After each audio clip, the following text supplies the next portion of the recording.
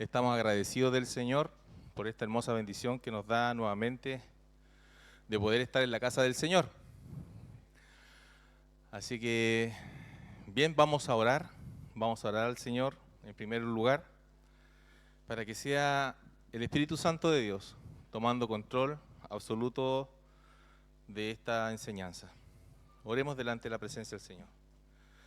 Padre, en esta hora, Señor, te honramos, te damos las gracias, Señor, por este hermoso momento que tenemos, Señor, de dirigirnos delante de su presencia, Señor. Queremos orar, Padre, delante de ti, tú que conoces todas las cosas. Oramos, Señor, para que usted coloque en nuestro corazón, Padre, la disposición de poder escuchar tu palabra. Señor, sometemos todos nuestros sentidos delante de ti, para reconocer de que tú eres Dios, de que tú eres santo, de que tú eres glorioso, Señor. Y en esta hora, Señor, yo te ruego que bendigas a cada hermano, a cada hermana, Señor, en esta hora. Que tu presencia, Señor, no solamente esté en esta clase, sino que en cada una de las clases, Señor, que en este día, Señor, día domingo, Señor, se está realizando, Señor. Bendícenos, Señor, en esta hora, y que el don de tu Espíritu Santo, Señor, tome control y dominio de toda esta clase. En el nombre santo y glorioso de Jesús. Amén. Amén. Que el Señor bendiga a cada hermano, a cada hermana que se ha ido añadiendo. Vamos hoy día a ver la vida de la primera iglesia. Vamos a aprender aquí, cómo va a ir guiándome. Acá está.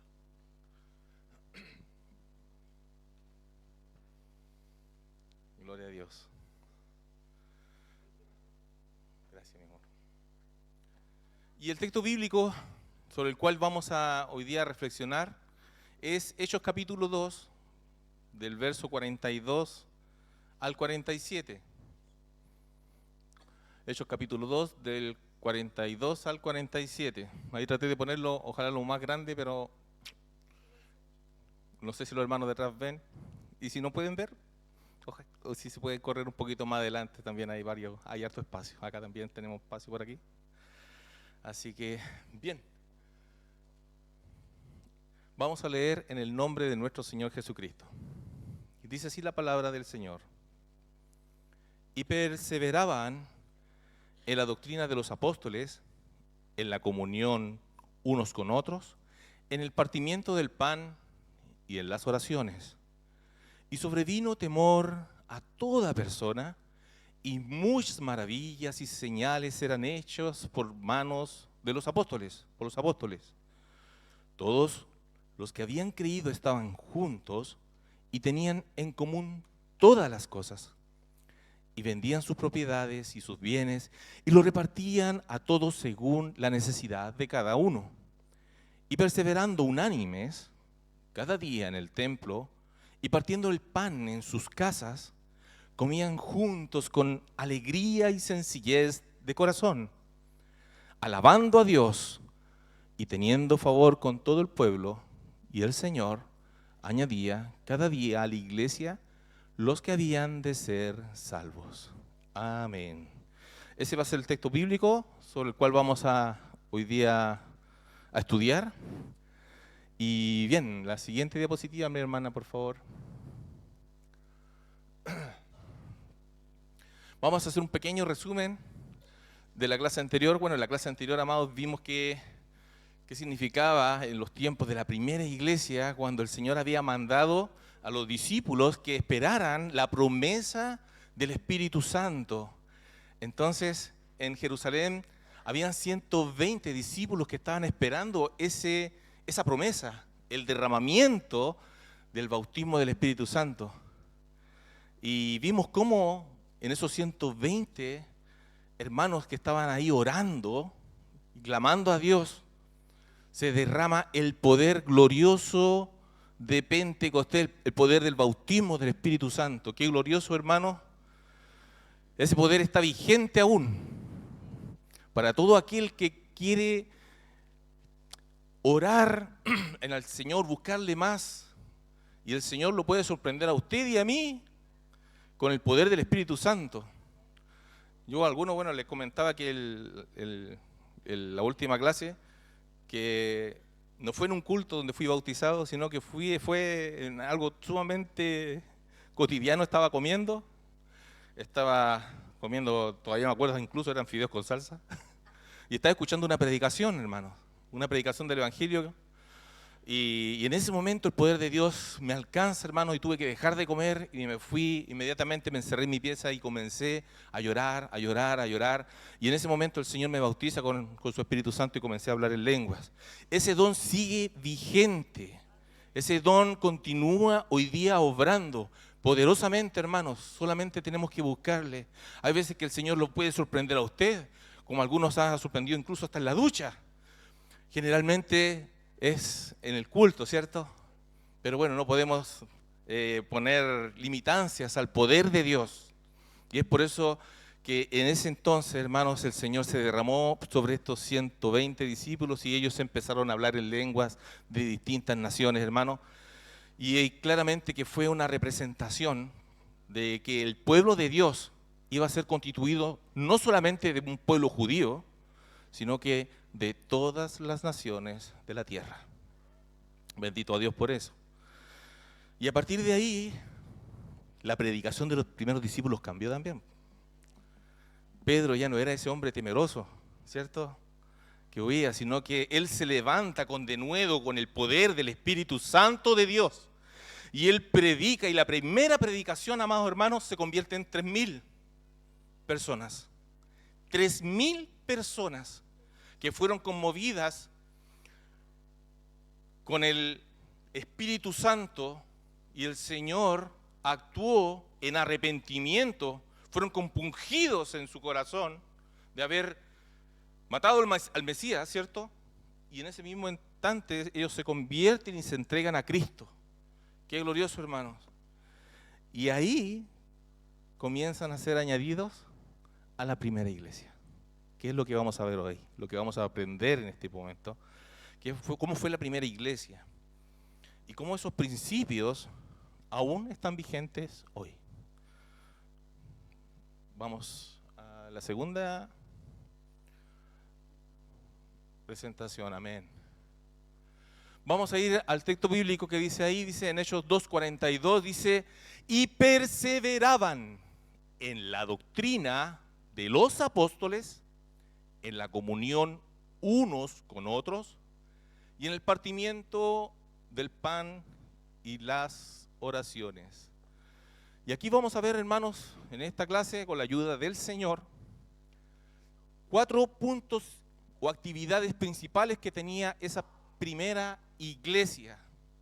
En primer lugar, amados hermanos, la palabra de Dios dice que ellos perseveraban.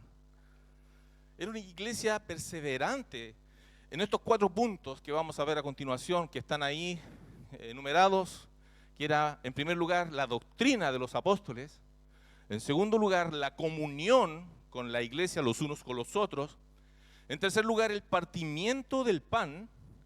Y finalmente, en la oración. Cualquier iglesia saludable, hermanos, tiene que contener estos 4 principios que están en la palabra del Señor.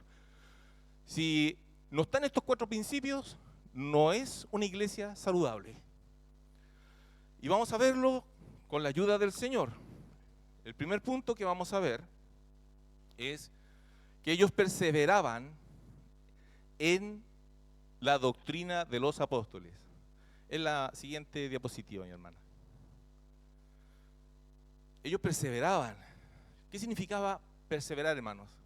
¿Alguien que me pueda definir la palabra perseverar? Permanecer, constancia, fidelidad. En otras palabras, podemos decir que esta primera iglesia se ocupaba asiduamente, con mucha fidelidad, en estos puntos, hermanos. Y el primero de ellos es que perseveraban en la doctrina de los apóstoles. Y esto, hermanos, tiene que ver con la enseñanza de la palabra de Dios. Ellos estaban escuchando a los apóstoles en ese tiempo. Y como usted sabe, hermanos, ellos no tenían la palabra del Nuevo Testamento escrita, ¿cierto? Por lo tanto, todo lo que los apóstoles le estaban dando era las instrucciones que habían recibido de parte de Cristo cuando Él vivía con los apóstoles. Y esto, hermanos, aquí vemos que hay una capacitación constante para que la primera iglesia pudiese crecer espiritualmente. ¿Ya? De hecho, la palabra del Señor en el Mateo capítulo 28, versículo 20, si alguien lo puede leer, yo sé que está ahí, pero no está completo. Mateo capítulo 28, versículo 20, es el último versículo de Mateo, del libro de Mateo. No sé si alguien tiene ahí el micrófono. ¿Qué lo tiene? Ah, la hermanita. ¿Qué lo tiene? ¿Quién tiene el que lo hay que nuestra hermana Angelia? Enseñándole, ¿ese? Sí. Enseñándole que guarden todas las cosas que os he mandado, y aquí yo estoy con vosotros todos los días hasta el fin del mundo. Amén. Amén. Si se da cuenta aquí, el Señor Jesucristo le había dado una orden a los apóstoles. Las últimas palabras de Mateo, el Señor había comisionado a los apóstoles con lo siguiente: que le enseñaran a los discípulos que guardaran todas las cosas que Jesús había mandado. ¿Se da cuenta? O sea, todo lo que el Señor Jesucristo le había enseñado en esos años donde había participado, habían cenado, habían comido, habían sido enseñados a través del Sermón del Monte, toda esa enseñanza, toda esa doctrina, tenían que enseñarla ahora a la primera iglesia. Y esto, hermanos, no es una actividad ocasional, no es un pasatiempo que nosotros vengamos aquí a la iglesia y digamos, ¿sabes que estoy aburrido en la casa? Mejor voy a ir a la iglesia a ver qué es lo que hay. No, esto es una actividad, hermanos, que estamos recibiendo nosotros aquí en la escuela dominical, sumamente importante, porque estamos aprendiendo de la palabra doctrinal del Señor. Algo que a usted y a mí nos va a hacer crecer espiritualmente. Hoy día en la mesa con nuestro pastor y el hermano Gino estábamos conversando la importancia que tiene la escuela dominical en la iglesia. Uno muchas veces ve a los niños ahí corriendo, como que no pescan mucho. A veces como que nosotros los profesores como que de repente nos frustramos y uno ve que están corriendo y dice, este niño no está pescando. Y no. La palabra de Dios es sumamente poderosa, hermano. Es sumamente poderosa porque dice que discierne hasta las intenciones que hay en el corazón y penetra hasta lo más profundo de nuestro sentimiento, nuestro corazón, nuestro intelecto. Es gloriosa la palabra del Señor. Y las personas, muchas veces pensamos que los niños no están pescando, pero sin embargo, si usted le pregunta a un niño, el niño entiende. Muchas veces lo que nosotros estamos hablando, porque el crecimiento lo da el Señor. El crecimiento lo da el Señor. Yo me acuerdo, yo le voy a contar una confidencia. Cuando era joven, cuando era niño siempre fui a la escuela dominical, me llevaba a mis abuelos. Aun cuando mi papá generalmente no le gustaba que fuera a la escuela dominical, siempre peleaba con mi abuelo. Pero mi abuelo pasaba por todos los nietos, iba a buscarlo uno por uno y lo llevaba a la escuela dominical. Todos los domingos hacía, era eso. Y yo iba y siempre oraba por mi papá para que se convirtiera. Mi papá era un hombre duro. Pasa el tiempo, hermanos, y yo a la edad de 14, 15 años, en una discusión que teníamos con mi papá, que fue sumamente doloroso para mí. Yo lo cuento para que no está mi papá, para que no me vea.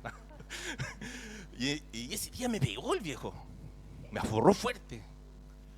Y entonces, amados hermanos, ¿saben qué? Yo no conocía al Señor. Y yo ya era un jovencito ya, pues ya no era bajito, sino que ya era alto. Era como mi hijo Roberto, que ya me está superando ya. Entonces el viejo me dio, y yo me levanto y empuño mi puño, hermano, y le iba a pegar a mi papá. Y cuando estoy así, hermanos, se me cruza como una flecha la palabra de Dios, que me dice: honra a tu padre y a tu madre. Y se me cruza como una flecha, hermano, que detuvo ese combo que yo le iba a hacer. Imagínense el pecado tremendo que iba a hacer yo al pegarle a mi papá. Si hubiera estado en el Antiguo Testamento, hubiera morido apiedrado. Es un pecado muy grande, tan grande, hermano.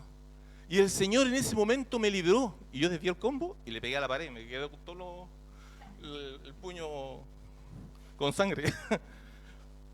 Pero ¿saben qué? Mi papá me quedó mirando así y él no me dijo nada, y él siguió de largo. Y yo le agradezco al Señor, porque fue un profesor de escuela dominical que yo escuché la palabra de Dios, y esa palabra de Dios se activó justo en el momento que yo necesitaba. Así mismo, hermano o hermana, quizás usted el día de mañana puede llegar incluso hasta olvidarse, pero la palabra de Dios se va a activar en usted cuando el Señor tenga el tiempo para hacerlo. En el momento de mayor dificultad, en el mayor problema que quizás usted esté teniendo, el Señor va a activar esa palabra en usted. Y es por eso que es tan importante, hermano, la palabra del Señor. Esa es una enseñanza doctrinal. Lo que estaban haciendo los apóstoles, estaban enseñando a la primera iglesia todo lo que el Señor Jesucristo había enseñado. Es como lo que dice en 2 Timoteo 2:2. Pablo dice: lo que has oído de mí ante muchos testigos, esto encarga a hombres fieles que sean idóneos para enseñar también a otros. Es importante que la enseñanza de la palabra del Señor sea por personas idóneas. Y veamos la siguiente diapositiva, hermana. ¿Qué es lo que escuchaba la primera iglesia? Como decía antes, tenemos que entender que la primera iglesia no contaba con el privilegio que tenemos hoy de tener la palabra escrita, ¿cierto? No contaba todavía aún con las cartas Paulinas o las cartas de Juan o de los demás apóstoles, ¿cierto? Pero tenían algo que nosotros no tenemos hoy día. Tenían la enseñanza oral directa de los apóstoles que habían vivido con Cristo. Ellos tenían esa enseñanza de aquellos apóstoles que habían sido comisionados por el Señor, lo que nosotros hoy día conocemos como la tradición apostólica. Por lo tanto, la iglesia escuchaba directamente de la boca de los apóstoles la palabra de Dios. En otras palabras, eran como la Biblia viviente, ¿cierto? Sí. ¿Y qué enseñaban los apóstoles? Ellos enseñaban quién era Jesús, qué fue lo que hizo el Señor, ¿cierto? ¿Cuáles eran sus parábolas? ¿Cuáles eran sus enseñanzas? Muchos de ellos escribían lo que el Señor había hecho ahí, Mateo también. Entonces ellos tenían todo ese bagaje de conocimiento, y sumado al poder del Espíritu Santo de Dios, donde ellos le enseñaban quién era el Señor, qué hizo el Señor con respecto a esta salvación por medio de la muerte de Cristo, testigos presenciales de la muerte del Señor y también de la resurrección poderosa que tuvo Dios, el Señor Jesucristo ahí después de su muerte, ¿cierto? Otra de las cosas importantes que ellos hacían, amados hermanos, es que interpretaban, y esto es sumamente importante, interpretaban el Antiguo Testamento en forma cristocéntrica. Esto es sumamente importante. Ellos no hablaban cualquier cosa. No, todo lo que ellos veían y estaba escrito en el Antiguo Testamento, ellos lo interpretaban como el cumplimiento en Cristo Jesús. Por lo tanto, ellos veían todo lo que significaba la ley, los 10 mandamientos, y lo llevaban al cumplimiento en Cristo. Ellos cuando leían acerca de los profetas, Isaías, Jeremías, todo lo relacionaban con Cristo. Y lo mismo con Salmos. En la siguiente diapositiva, hermana, podemos ver el primer discurso de Pedro, en Hechos capítulo 2. Este es el primer discurso de Pedro donde se convierte en 3.000 personas. Si usted analiza la predicación del apóstol Pedro en el poder del Espíritu Santo de Dios, en Hechos capítulo 2, usted va a ver que está plagado de referencias del Antiguo Testamento y cómo apuntaba eso hacia Jesucristo. Ahí, por ejemplo, en Hechos 2, 17 al 21, usted puede ver la referencia que usó Pedro de Joel 28, 2, capítulo 2, versículo 28 al 32, donde hablaba acerca del derramamiento del Espíritu Santo, del cumplimiento que en ese momento estaban experimentando el pueblo de Dios con el bautismo del Espíritu Santo. Y cómo Jesús fue exaltado a través de este derramamiento del Espíritu de Dios. Luego sigue predicando él en su sermón, donde vemos en Hechos 2, del 25 al 28, una referencia de los salmos, del Salmo 16, del 8 al 11, donde habla acerca de la resurrección del Mesías. Se da cuenta cómo Pedro empezó de alguna manera a enlazar todo lo del Antiguo Testamento con el cumplimiento en Cristo. Y lo mismo, otro salmo más que ocupó fue el Salmo 110, verso 1, donde habla acerca de la entronización de Jesucristo, el Mesías. Y termina con Hechos 2:30, haciendo una referencia al pacto davídico, donde habla de que el Mesías era descendiente, de el gran rey David. ¿Se da cuenta cómo era la predicación?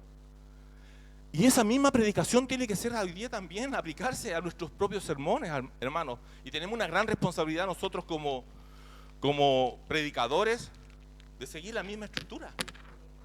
Nosotros no podemos predicar el Evangelio sin hacer referencia a Cristo. Nuestros mensajes tienen que ser cristocéntricos. No solamente el Antiguo Testamento, hablar acerca de la ley que tenemos que cumplir, y Cristo tiene que estar el cumplimiento de Cristo, si no, no es un mensaje cristiano. Tiene que ser así. El modelo que vimos en la diapositiva anterior es el modelo que todos nosotros tenemos. Y ese es el modelo de los apóstoles, de la primera iglesia. Bendito sea el nombre del Señor. Los apóstoles repetían una y otra vez quién era Jesús, qué era el Señor, que Cristo murió por nuestros pecados, y hablaban acerca de la resurrección de Jesús. Gloria sea al Señor, bendito sea su nombre. Ahora, hermanos, hoy en día ya no tenemos apóstoles, ¿cierto? No hay apóstoles, ¿o tiene duda? Ya no están los apóstoles que estaban con el Señor, no están aquellas personas que eran testigos directos de la resurrección del Señor. Hay iglesias que dicen que hay apóstoles todavía, pero al menos nosotros como Asamblea de Dios no creemos que hay apóstoles. Fue comisionado por el Señor directamente. Pero hoy día no hay apóstoles vivos. Pero Dios, en su soberanía, ¿sabe lo que hizo? El Señor preservó las enseñanzas de los apóstoles en la palabra del Señor. Hoy día ya no necesitamos los apóstoles. Aquí está todo lo que necesita el pueblo de Dios para su crecimiento. En la palabra escrita, en la Biblia que usted tiene ahí en su mano o en sus celulares. Por lo tanto, hoy día, hermanos, no inventamos doctrina, no agregamos nuevas revelaciones, ni tampoco nuevos sueños. Es bonito tener sueños, yo también he tenido sueños con el Señor, y yo sé que usted también. Pero yo no puedo hacer doctrina de eso. Son personales. Sí, son personales. El Señor muchas veces, y el Señor a través de su Espíritu Santo lo hace así. Pero yo no puedo hacer doctrina de un sueño, de una revelación, porque toda la revelación necesaria que tenemos para el crecimiento espiritual nuestro está aquí. Por lo tanto, predicamos lo que ya está revelado en las Escrituras, en la doctrina del Nuevo Testamento. Así que, hermanos, tengamos cuidado de todas aquellas nuevas revelaciones de los llamados hoy en día apóstoles, porque hay muchos que se han levantado. Yo recuerdo, una vez me encontré, estaba en la clínica haciendo unos exámenes, y me encuentro con una hermana que era de la iglesia donde yo asistía antes, y esa había cambiado de iglesia. Yo le dije, hermana, ¿cómo está? ¿Cómo está usted? Dijo, sí, bien, me cambié de iglesia. Ah, qué bueno, dije yo. Y le dije, sí que estoy en la iglesia tanto, no recuerdo bien cuál era el nombre, no lo voy a decir para no, no causar polémica. Sí, el pastor, ese pastor que predica en la radio.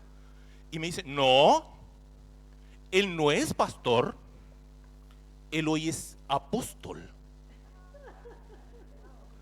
Ay, dije, hermana, sí. Es como que me dijera, oye, no, ahora no es un simple pastor, ahora es apóstol. Y me lo dijo así como que apóstol, así como que se elevó así, y yo me miraba abajo así. Ay, dije yo, mire, ay, qué bueno, dije yo. Cabe decir que hasta ahí no va a llegar la conversación.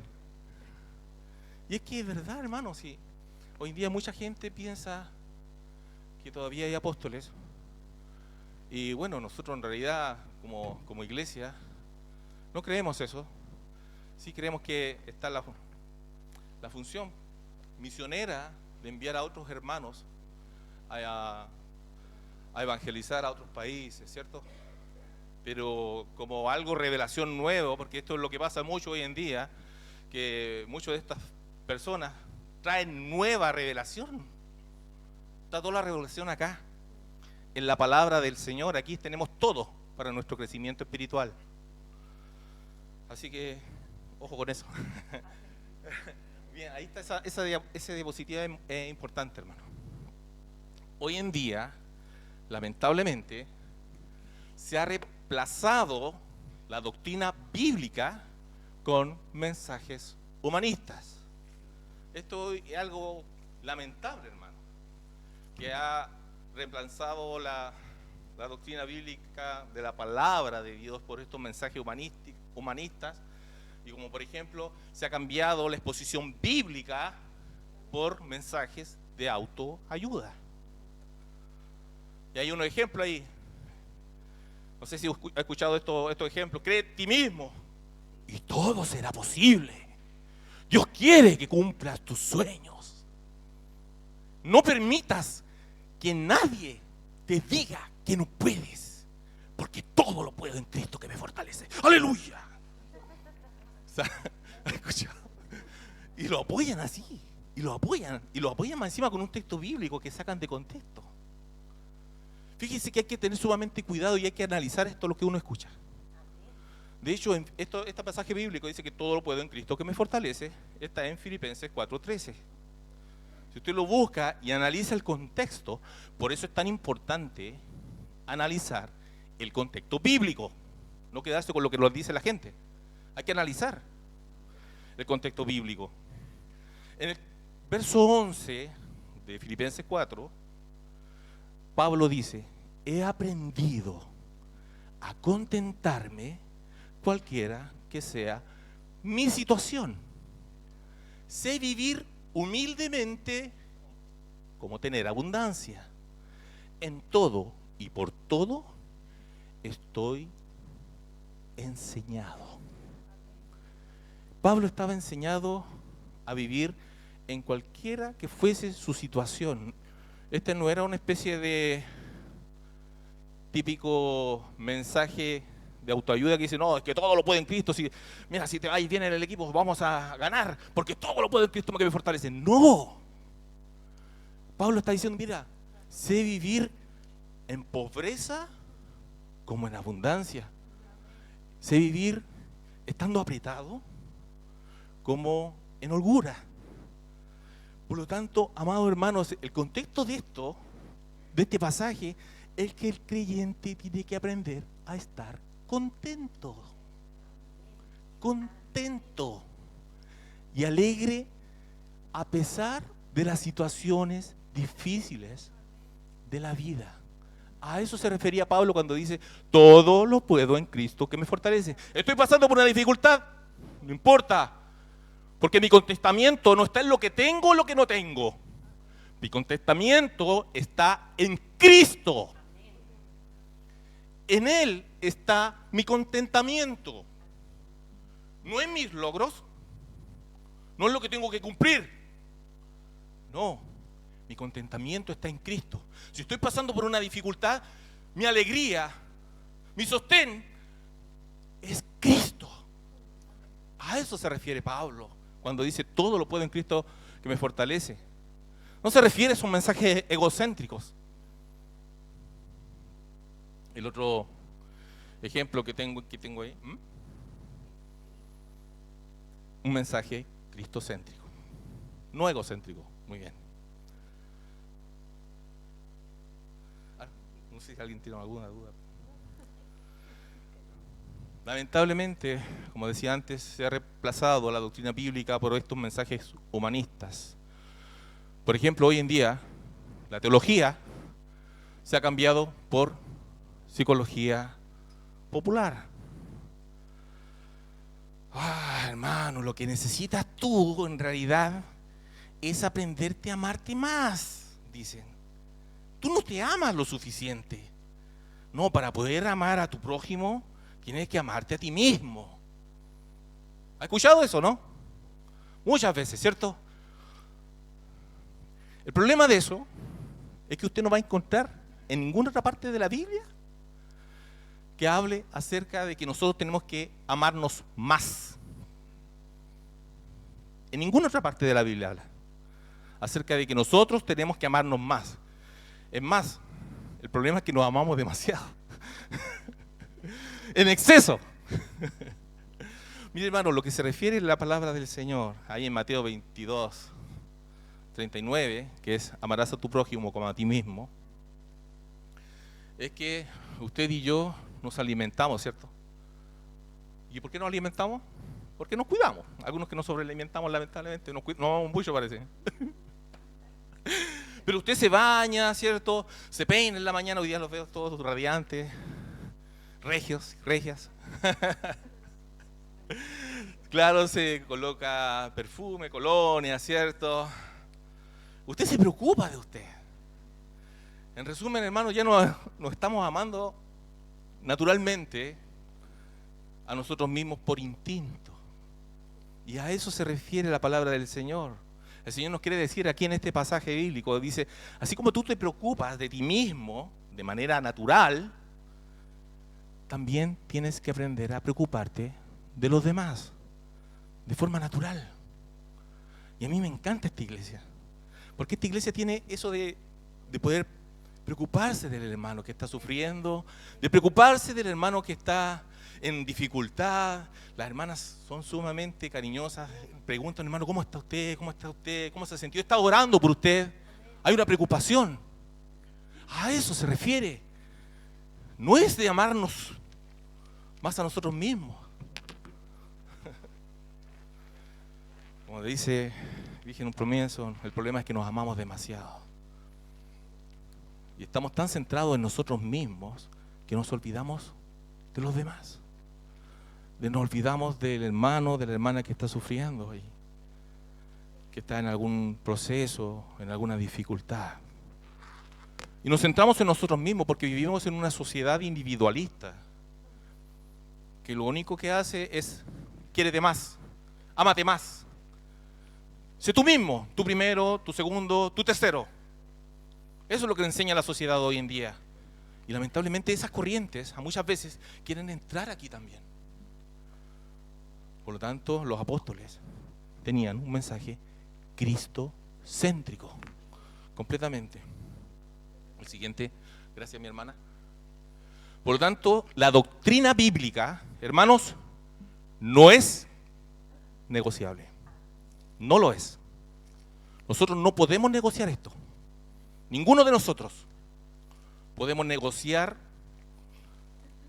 la doctrina bíblica, porque ni siquiera la primera iglesia, fíjese cómo estaba formada la primera iglesia.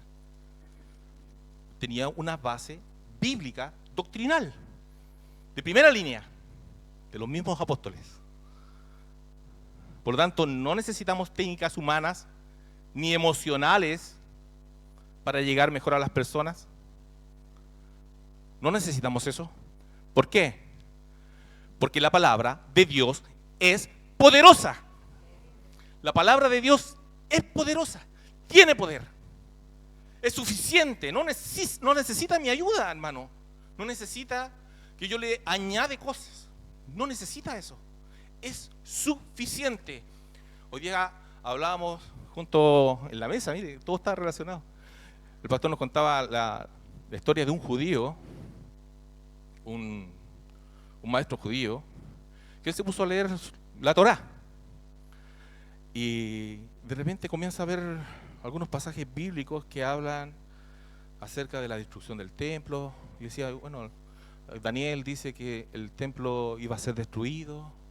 Y empezó a mirarlo con respecto a lo que había sido enseñado. En el año 70 fue destruido el templo. Y lee unos pasajes más atrás y habla acerca que el Mesías iba a morir. Y él dijo, pero ¿cómo? Si fue en el año 70, el Mesías murió. ¿Y quién murió? Jesús. Y él solamente leyendo las Escrituras se convirtió al Señor. No hubo ningún otro intermediario más que el Espíritu Santo de Dios que lo guió en la lectura bíblica. La palabra de Dios, hermanos, hermanas, es sumamente poderosa. Es sumamente transformadora, es capaz de transformar su corazón, su vida, transformar nuestros pensamientos, nuestra mala manera de vivir. Hermanos, la palabra de Dios cambia, transforma, es poderosa por sí misma, no necesita nuestra ayuda, no necesita nuestras técnicas emotivas, no necesita que cuando estemos en el sermón estemos escuchando un piano para que nos entre más. No, la palabra de Dios es poderosa. Bendito sea el nombre del Señor. Hebreos 4:12. Porque la palabra de Dios es viva y eficaz, y más cortante que toda espada de dos filos, y penetra hasta partir el alma y el espíritu, las coyunturas y los tuétanos, y discierne los pensamientos, intenciones del corazón. Por lo tanto, amados hermanos, la doctrina no es un accesorio al sermón. No, es el fundamento de la iglesia. Por eso toda iglesia saludable, hermano, tiene que tener esto. Tiene que perseverar en la doctrina. Si una iglesia quiere crecer sana, no puede meter otros elementos a esto. Esto es fundamento. Bendito sea el nombre del Señor. El problema que ocurre cuando se saca la doctrina de la iglesia es que la gente se vuelve dependiente ¿de qué? De las emociones y no de la palabra. Ay, que se sentía tan lindo. Oye, que si no se siente, no vengo entonces a la iglesia. No, no tiene que depender de que yo sienta o no sienta, o de que esté triste o que esté alegre. Si yo estoy triste, gloria a Dios, voy a la iglesia. O de que no, es que está este hermano en el instrumento ahora. No, es que estos hermanos tocan canciones. No, yo vengo igual. Y si no me puedo conectar en la alabanza, estaré orando y clamando al Señor, para que Dios me revele a través de la palabra, que es lo más importante del sermón del día domingo. Es lo fundamental, no es la música. La adoración personal, amén, gloria a Dios. Dios se glorifica en la adoración. Usted no puede cantar re mal, hermano. Puede ser desafinadísimo, pero Dios ve su corazón.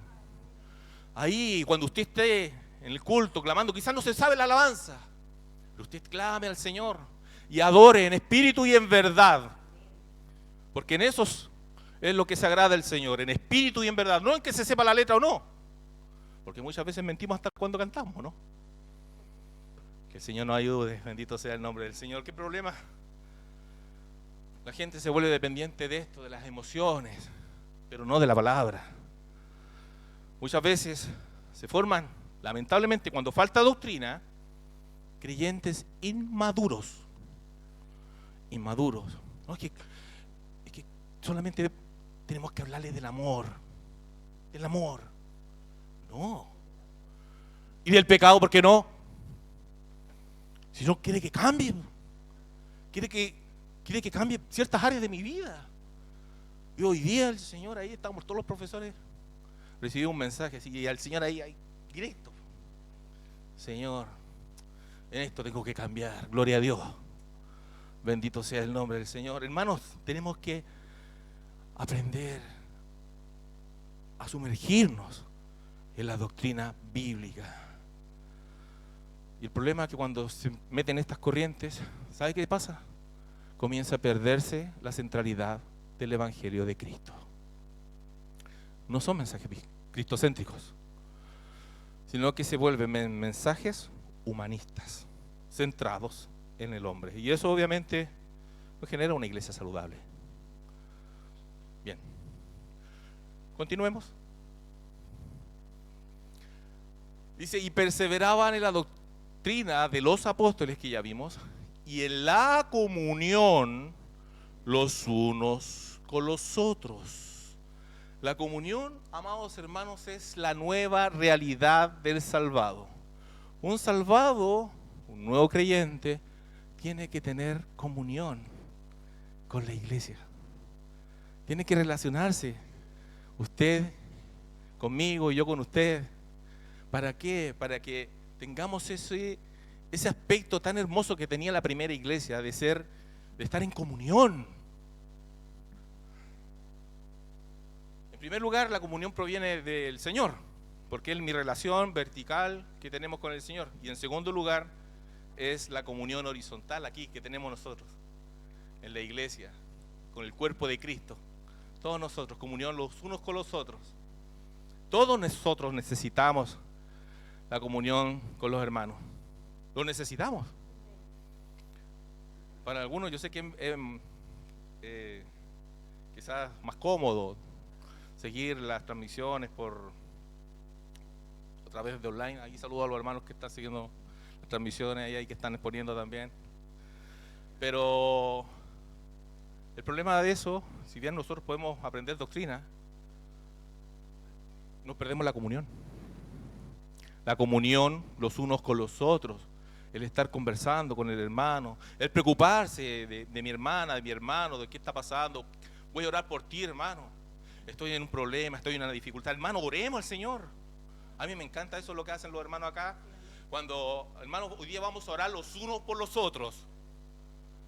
Y uno de repente, hay veces que ni siquiera le cuenta al hermano, y el hermano, es el Espíritu Santo de Dios, le habla en su corazón y justamente le está hablando y orando por uno de los problemas que uno tiene. Porque de eso se trata la comunión.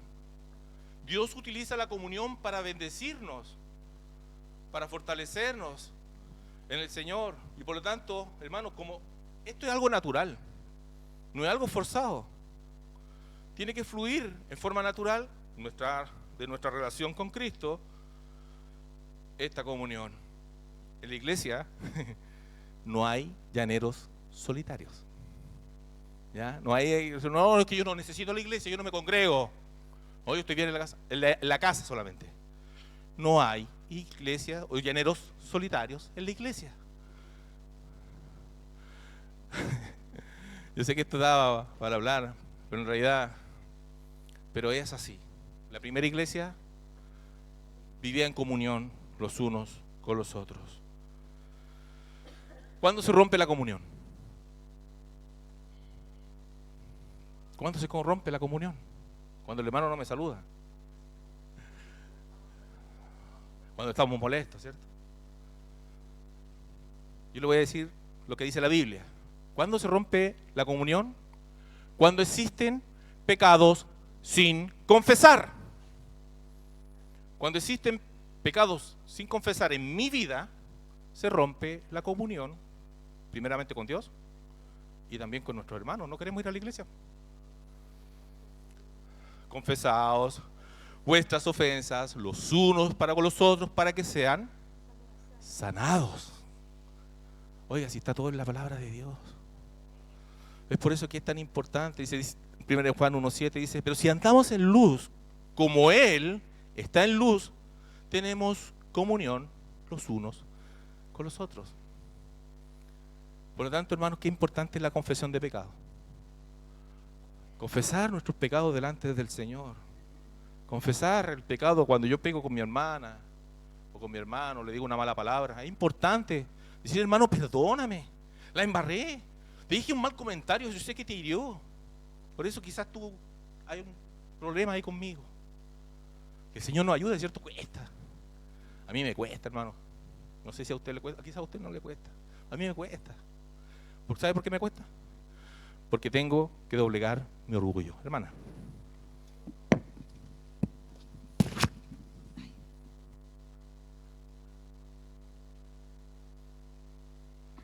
Bendiciones, mis hermanos, Señor les bendiga. Cuando nosotros llegamos hace como 3 años atrás acá de vuelta, a mí me pasó que había una hermana que yo no conocía, que yo no la había visto, porque nosotros estuvimos aquí hasta el 2011, para que ustedes más o menos sepan, y después tuvimos que salir y tuvimos que volver. Y resulta que esta hermana yo no la ubicaba, y me cayó mal la hermana, pero hermano, era una cosa terrible para mí porque me caía mal, y yo no la había ni saludado a la hermana, nada, mi hermano. Y el Señor empezó a redarguir mi corazón, y sabe que un día ella venía llegando, y para gloria de Dios, mi hermano, le tuve que pedir perdón. Ella quedó para adentro porque la verdad las cosas que no tenía idea de lo que yo tenía en mi corazón, si era una lucha mía, era una tontera mía, ni siquiera me había saludado a la hermana y ella me caía mal. Y tuve que pedirle perdón al Señor, y ahí mi corazón descansó. Amén. Porque el Espíritu Santo siempre nos está hablando, mi hermano. Gloria a Dios, amén, amén, gloria a Dios. Gracias, mi hermana, por contar su testimonio. Yo sé que a muchos también. Hermana. Hermano, para mí lo más difícil soy yo misma. Amén. Porque mi lucha es diaria. Amén. Cuando usted estaba hablando, yo me fui al baño a orar porque mi lucha es mental. A veces me da pena de decirlo, de depender de otras personas. Y yo fui al baño a orar porque mis pensamientos no son correctos. Hay miedos, hay pánicos. Entonces me cuesta de repente relacionarme con otras personas. Para unas son más fácil, para otras más difícil, porque no entienden mi vida personal. Y yo sé que la palabra de Jesús dice que Él vino a los pecadores para sanarnos. Y yo estoy en el proceso de sanidad. Y le ruego, hermanos, que oren por mí, porque yo me esfuerzo para venir acá. El Señor lo sabe, no tengo para qué publicarlo. Pero mi lucha soy yo misma. Y eso es lo peor, porque yo puedo enojarme con mi hermana. Y ayer me acerqué a un pastor de una iglesia que yo estaba molesto con él hace años, y me acerqué al pastor y le dije: sabe que yo estaba molesta con usted por la palabra que usted me dijo, y yo le pido perdón, y puede ser libre esa parte, a pesar que ya había pedido al perdón al Señor. Pero yo digo: Señor, yo necesito de usted. Necesito que usted cambie toda mi mente, sea renovada, como el pastor dice que nuestros pensamientos están mal. Uno quisiera vivir yo quisiera mirar, cuando usted estaba predicando, yo miraba a los pájaros y decía: así como yo cuido a los pájaros, cuido de ti, pero para no pensar en lo que yo estaba pensando. No sé si me puedo explicar. Y como dice usted, a mí me gustaría escapar, irme para mi casa y no estar acá. Pero yo vengo acá porque ese Señor es que someteos a mí. Amén. Y yo me someto a la voluntad de Dios. Amén, amén. Así que eso, mi hermana, que yo soy la peor juzga. Yo me juzgo Vale. Vamos a orar por nuestra hermana. Como cuerpo de Cristo, vamos a orar por nuestra hermana. Vamos a apoyarla en la oración. Así que vamos a orar en esta hora en el nombre de nuestro Señor Jesucristo. Padre Santo, Señor eterno, yo sé que tú conoces la lucha de tu hija, Señor. Y en esta hora, Señor, oramos delante de su presencia como pueblo, Señor, así como la primera iglesia, Dios eterno, Señor. Y en esta hora, Señor, oramos, Señor, para que tu mano de amor, de bondad, de misericordia, Señor, y a través del poder del Espíritu Santo de Dios, Señor, tú saques todo, Señor, aquello que perturba, Señor, la vida de su hija, Señor, en esta hora. En el nombre de Jesús, Señor, reprendemos a toda atadura del diablo en esta hora, en el nombre santo y glorioso de Jesús, Señor. Que pueda marcharse e irse, Señor, Padre, todo aquello que tormenta, Señor. Y que usted derrame un espíritu de paz sobre su vida, Señor. Padre, en esta hora, Señor, que usted, Señor, a través de su Espíritu Santo, a través, Señor, de Cristo, nuestro Señor y Salvador, nuestro libertador, Señor, le dé la libertad, Señor, a tu hija. Y que la gracia de Dios, Señor, repose, Señor, en cada área de su vida, Señor. Gracias, Señor, porque ella, Señor, ha vencido y ha estado aquí. Señor, y en esta hora, Señor, tu bendición imploramos, Señor, para que repose sobre su vida. Gracias, Señor, por permitirnos orar por tu hija, Señor. Yo sé que tú la amas tanto, Señor. Padre, y tu amor inconmensurable, Señor, ha sido derramado, Señor, sobre su vida en esta hora. En el nombre santo y glorioso de Jesús. Amén y amén. El Señor le bendiga, hermana Margarita. Bendito sea el nombre del Señor. De eso se trata la comunión entre los hermanos, amados. No importa que tengamos que perder algunos minutos, pero lo más importante es que Cristo está aquí, que Cristo está obrando y que no debemos perder esto. La comunión los unos con los otros, hermanos. La siguiente imagen, mi hermana. Hermanos, y aquí de eso se trata.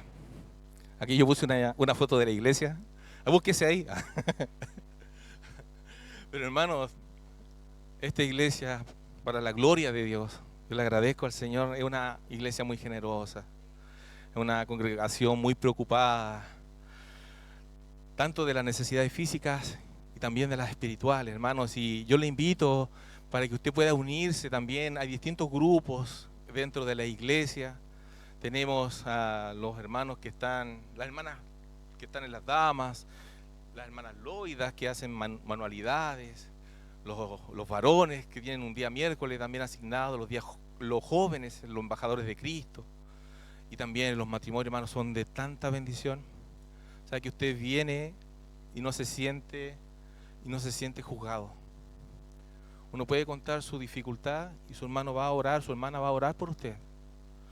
Así que, amado hermano, yo le invito en el amor del Señor a que pueda unirse a esta coinonía, a esta comunión tan hermosa que tenemos los unos con los otros. Hay predicación en la calle también, voluntariado los sábados. Nuestra hermana Florcita ahí también participa, donde se le da almuerzo a los necesitados. Y así, la siguiente diapositiva. Dice, y perseveraban en la doctrina de los apóstoles, en la comunión los unos con los otros y en el partimiento del pan. Y aquí se refiere a la Santa Cena, amados hermanos. La iglesia primitiva se reunía a tomar la cena del Señor.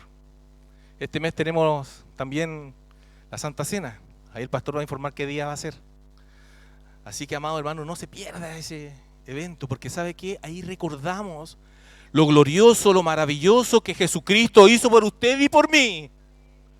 De morir en la cruz por mis pecados, por mis muchas maldades, incluso por los pecados que cometo hoy a diario. Y no pierdo el sentido cristocéntrico de todas las cosas. Amados hermanos, la primera iglesia recordaba continuamente la muerte y resurrección del Señor. ¿Por qué? Porque se aseguraban que Jesucristo fuera el centro de sus vidas.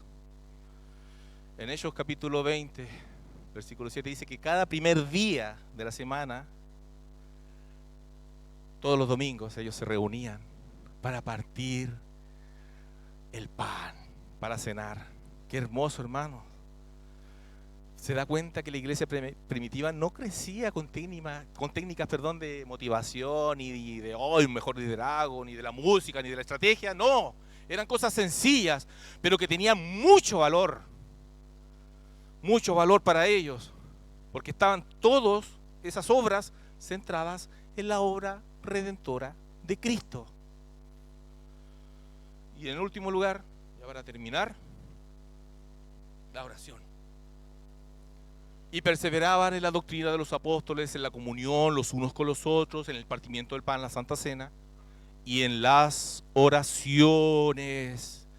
La oración, amados hermanos, es vital. Era vital para la primera iglesia y es vital para la iglesia de hoy. La oración es vital para mi crecimiento cristiano, para el crecimiento suyo. Yo no puedo vivir sin la oración. Usted no puede vivir espiritualmente sin la oración. Y necesitamos, así como el mes pasado fue el mes de la oración, ¿cierto? Necesitamos la oración. Yo necesito la oración de usted. Usted necesita también la oración de cada uno, hermanos. ¿Y sabe qué? El Señor no hace ninguna cosa sin que primero esté la oración. Es como que al Señor a nosotros nos da un privilegio tan grande de que podamos participar de la obra gloriosa que Él hace, de los milagros portentosos que Él hace, de la obra maravillosa que hace Jesucristo a través también de la oración. Y usted va a ver ahí, cada avance de la iglesia de Jesucristo está siempre conectada por medio de la oración. Usted va a ver que ahí Pentecostés, ¿qué estaban haciendo los hermanos? Estaban reunidos orando. Estaban orando unánimes. La oración es sumamente importante y en ese momento fue derramado el poder glorioso del Espíritu Santo de Dios. Todos estos perseveraban unánimes en oración y ruego con las mujeres y con María, la madre de Jesús y sus hermanos. Todos estaban ahí orando al Señor. Cuando los líderes fueron llenos del Espíritu Santo, cuando estaban con temor, cuando la iglesia fue perseguida, ¿qué estaban haciendo los líderes? Orando. Y el Señor nuevamente ahí, ¡fum!, los llena a todos con el Espíritu Santo de Dios. Todas las sanidades, hermanos, que hay ocurren tras la oración. Así que, hermana, siéntase bendecida, porque el Señor va a obrar en su vida y así en la vida de cada uno de nosotros el Señor sigue actuando con poder. Bendito sea el nombre del Señor. La misión, hermanos, cuando fueron enviados los misioneros, los primeros misioneros, ocurrieron tras la oración. Pablo y Bernabé cuando fueron enviados. Y así, amados hermanos, todo está conectado. Hermanos, ya como conclusión, la última diapositiva. Imagine usted una mesa con cuatro patas. Si usted quita una pata de esa mesa, ¿qué pasa con la mesa? Se cae. Esto es lo mismo, hermano. La primera iglesia estaba cimentada con la doctrina, como hemos visto, con la comunión, con el partimiento del pan y la Santa Cena y con la oración. Si usted le saca uno de estos elementos, no tiene una iglesia sana. Por lo tanto, sin doctrina, la iglesia cae en el error, en el emocionalismo. Por lo tanto, es importantísimo la doctrina. La comunión. Sin comunión, la iglesia se vuelve fría. No se vuelve preocupada por los demás. Y sin el partimiento del pan, la iglesia se olvida de que Cristo es el centro de todas las cosas. Y que comienza a volverse ritualista y una iglesia intelectual. Y sin oración, la iglesia pierde el poder sobrenatural. Los milagros aún existen, aún ocurren. Dios sigue transformando vidas, Dios sigue obrando, Dios sigue realizando milagros, sanidades, lo creemos. Somos pentecostales. Y creemos en el poder de Cristo a través del Espíritu Santo de Dios. Que el Señor nos bendiga. No sé si hay alguna consulta, alguna observación, algo que quiera comentar algún hermano o hermana. Hermana Florcita.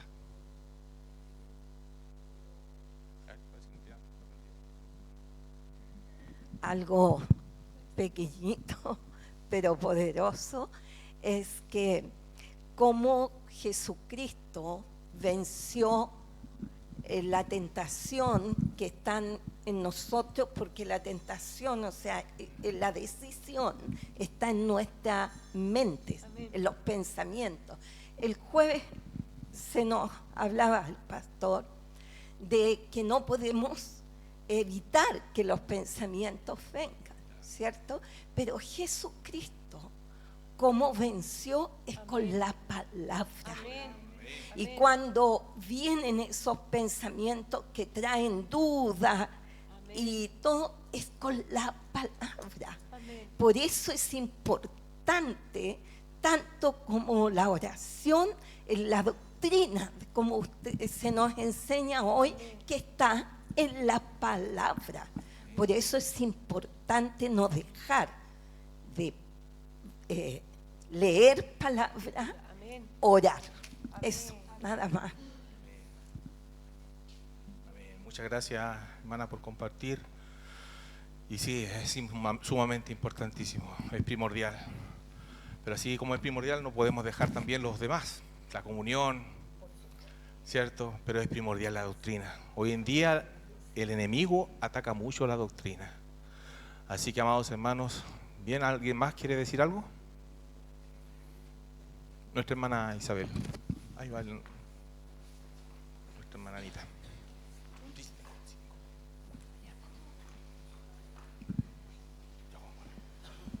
Gracias, bendiciones, hermano. Hermano, quería contarle un testimonio que pasó durante esta semana. En mi torre, la vecina del primer piso se inundó con aguas servidas. Perdió casi todas sus cositas y todos los de la torre estamos ayudándola. Y yo les dije solamente esta semana que el Señor le iba a proveer algo más maravilloso de lo que ella tenía. Y empezó a buscar entre la municipalidad y todos los entes habido por haber para que le ayudaran a sanitizar todo el departamento. Y todas las puertas se le fueron cerradas. Y yo el martes llegué y le dije, Dios es tan grande que Él te va a cubrir todas tus necesidades. El miércoles me contó ella de que entes particulares le han abierto las puertas, pero así, sin que ella pudiera creerlo. Me contaba que tiene su piso nuevo, iban a venir a pintarle su nuevamente el departamento. Santo Dios. Y ayer yo estaba lavando y la vi por el balcón, venía llegando ella con su niñita, ella tiene una niñita con TEA, ella solita, es soltera. Y le digo, ella se llama Úrsula, le digo, Úrsula, ¿cómo estás? Bien, me dice, vecina, gracias. ¿Necesitas algo hoy? Y me dice, necesito bañarme, pero no se preocupe. Yo le dije, sube.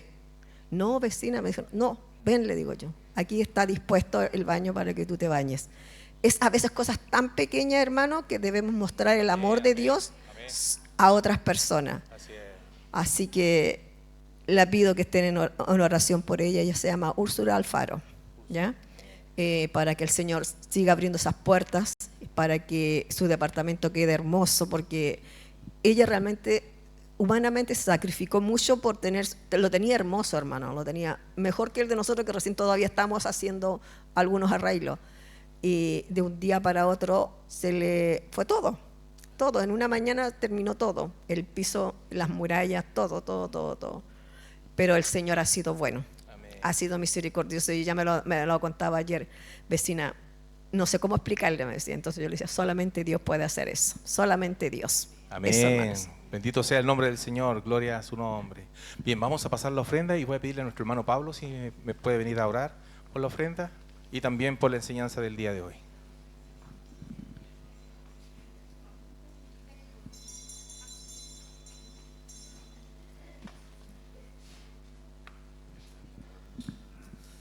Querido Padre Celestial, en el nombre de Cristo Jesús, Señor, vamos ante tu presencia, Padre. Maravillado, Señor, con tu palabra, con tu amor, con tu misericordia. Señor, en este instante que vamos a proceder, Señor, a ofrendarte, Padre. Bendice a aquellas personas que no lo tienen, Señor, la posibilidad. Si necesita un trabajo, sé tú obrando, Señor, en esa dirección. Y en este instante también te pedimos por la bendición de aquellos que van a poder hacerlo, para que tú le ayudes, Señor, les bendiga, Señor, y siga creciendo espiritualmente. En el nombre de Cristo Jesús, amén y amén. El texto es, adivinar, Hechos 2:42. Que el Señor les bendiga.